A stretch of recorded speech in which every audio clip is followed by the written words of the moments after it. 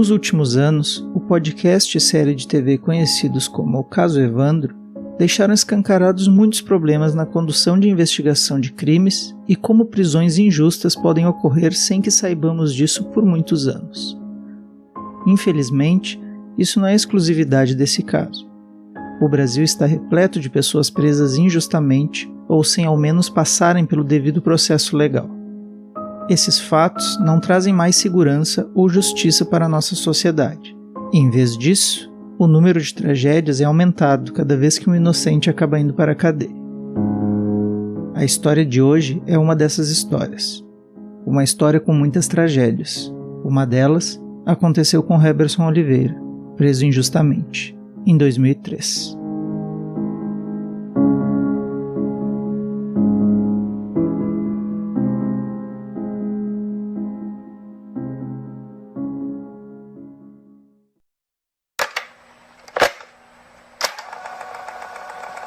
Olá, meu nome é Guilherme Galvão e esse é mais um episódio do Funil de Histórias.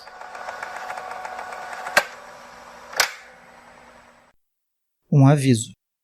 Esse episódio pode conter a descrição de cenas fortes e não é recomendado para pessoas sensíveis.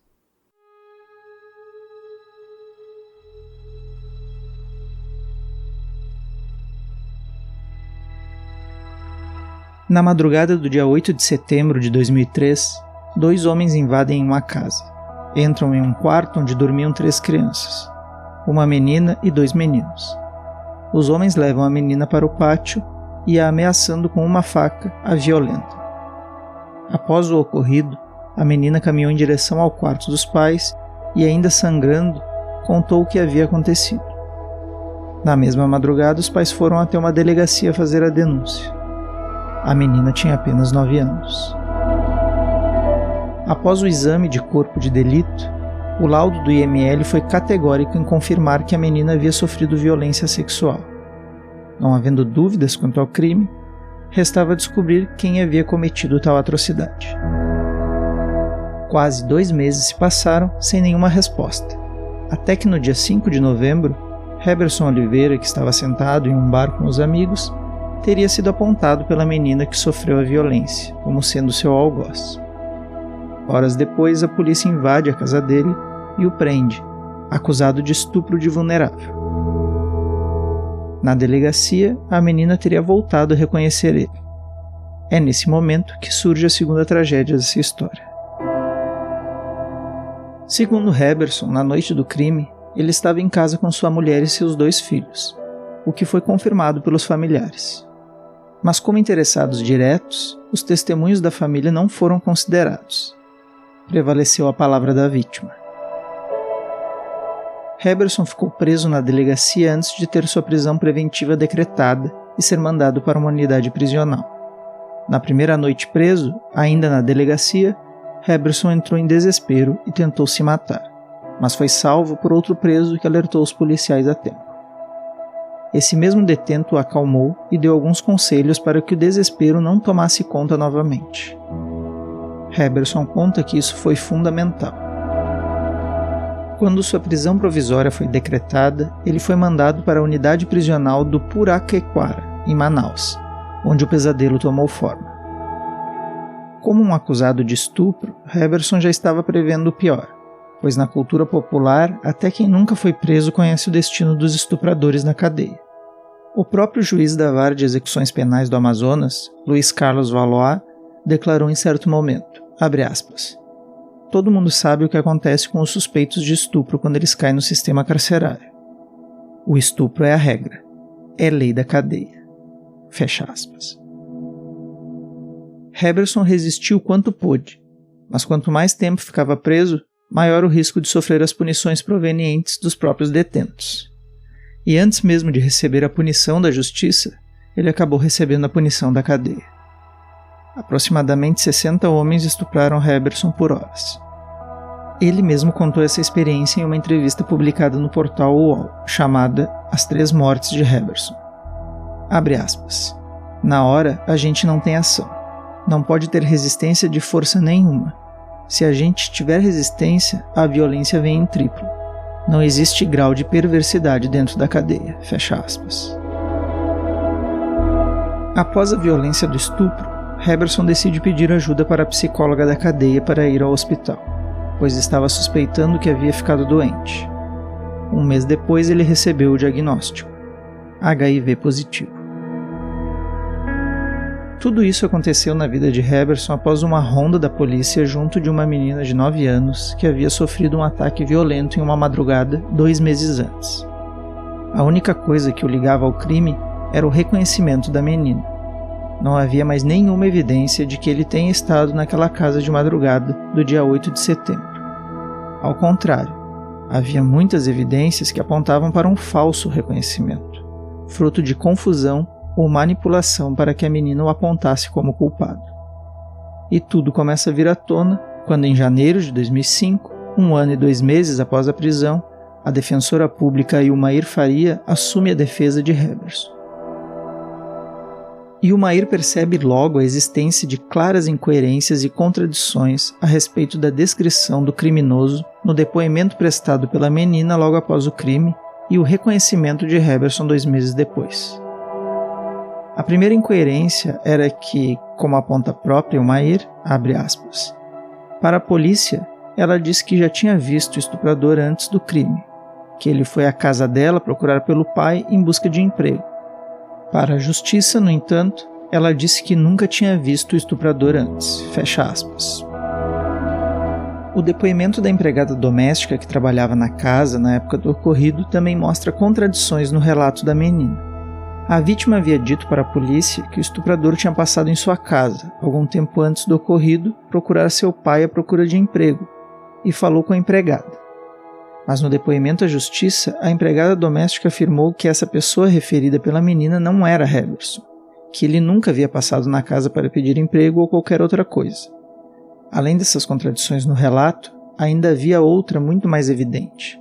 A descrição física que a menina fez de seu agressor logo após o fato era muito diferente da descrição de Heberson.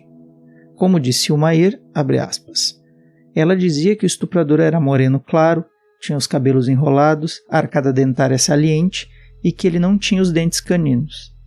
Ela repetiu isso na justiça também. Se você visse Heberson, estava claro que não era ele que ela estava descrevendo. Fecha aspas. Mesmo com a advogada mostrando essa contradição na descrição física, a justiça exigiu que Ilmair comprovasse por meio de um laudo que Heberson não podia ser a pessoa descrita pela vítima. Foi solicitado então um laudo do IML para comprovar que a cor da pele de Heberson era mais escura, que seus cabelos não eram enrolados, que sua arcada dentária não era saliente, ou seja, voltada para a frente, e que ele possuía os dentes caninos. O laudo foi solicitado em maio de 2005, mas ficou pronto somente em 2006, 11 meses depois. Tempo suficiente para que Heberson começasse a sofrer ameaças e tivesse que ser transferido para outra penitenciária. Em abril de 2006, o laudo ficou pronto, confirmando que Heberson era muito diferente da pessoa descrita anteriormente pela vítima. Assim, o julgamento finalmente foi marcado para o mesmo ano. Às vésperas do julgamento, o Ministério Público recua e declara a inocência de Heberson por falta de provas e contradições entre o depoimento da vítima e testemunhas, pedindo sua absolvição à justiça. Abre aspas. Não se registra nos autos provas cabais de que Heberson Lima de Oliveira é o verdadeiro estuprador de Maria, nome fictício. Percebe-se falta de sintonia entre as declarações prestadas pela vítima. Diante da inexistência de provas consistentes, claras e irrefutáveis da autoria da instrução penal, o Ministério Público pugna pela absolvição do acusado. Fecha aspas.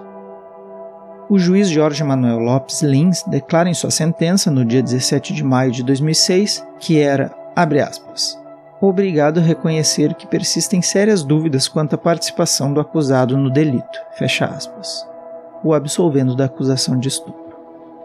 Dúvidas que poderiam ter sido esclarecidas muito antes dos 925 dias em que ficou preso, foi estuprado por mais de 60 detentos e contraiu HIV. O trauma de Heberson era tão grande que, como ele contou em sua entrevista para a reportagem já citada, no seu primeiro dia de liberdade, ele quis voltar para a cela.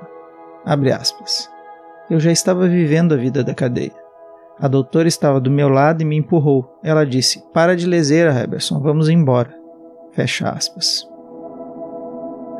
Após ser libertado, o rótulo de estuprador já não descolava mais de Heberson. Assim, ele não conseguiu mais emprego, foi abandonado pela mulher, passou a usar drogas e dormir nas ruas, não se tratando da doença adquirida na prisão. 5 anos se passaram e ele não entrou com pedido de indenização, perdendo o direito e a provável indenização que ganharia. Sua advogada, então, decidiu solicitar indenização para seus filhos. Após vencer em segunda instância e ganhar o direito a uma indenização de R$135 mil para os filhos de Heberson, o estado do Amazonas recorreu com argumentação um pouco cínica, para dizer o mínimo, como podemos ver em alguns trechos. Abre aspas. O governo argumenta que, apesar de ter sido preso por mais de 2 anos e depois inocentado, Heberson não foi vítima de nenhum ato ilegal cometido pelo Estado, e que uma decisão nesse sentido poderia abrir precedentes para que outros presos em situação semelhante à de Heberson pudessem ter direito a indenizações. Mesmo que restasse provada e devida a pretendida indenização, o dano moral, quando devido, não se presta ao enriquecimento injusto do ofendido. Fecha aspas. Como podemos ver, o recurso movido pelo governo do Amazonas deu a entender que nada ilegal ocorreu por parte do Estado e que a indenização aos filhos de Heberson representaria um enriquecimento injusto. Em 26 de junho de 2018, a primeira turma do STJ negou por unanimidade o recurso do governo do Amazonas para não pagar a indenização aos filhos de Heberson Lima de Oliveira. Mas vocês devem estar se perguntando agora, e a menina? Afinal, como ela acabou apontando Heberson como culpado disso tudo? Ninguém sabe ao certo o que fez com que a vítima, 2 meses após o ocorrido, apontasse alguém tão diferente das descrições que ela mesma deu de seu agressor. Mas alguns boatos dizem que durante a apuração para encontrar o criminoso, o pai da menina teria feito com que ela acreditasse que Heberson era responsável pelo crime, pois haviam desavenças entre os dois.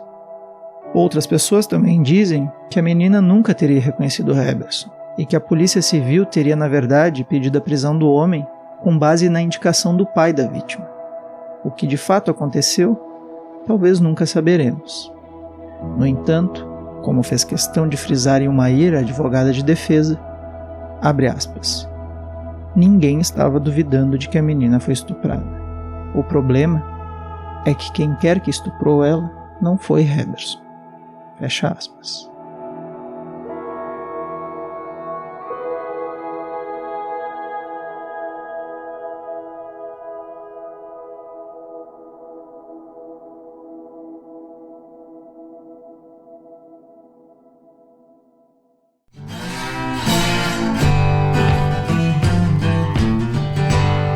Se você gostou dessa história, divulgue Funil de Histórias, curta, compartilhe em suas redes sociais, se inscreva no canal e deixe suas sugestões para um próximo programa. Quem sabe sua história não aparece aqui. Abraço e até a próxima. Tchau.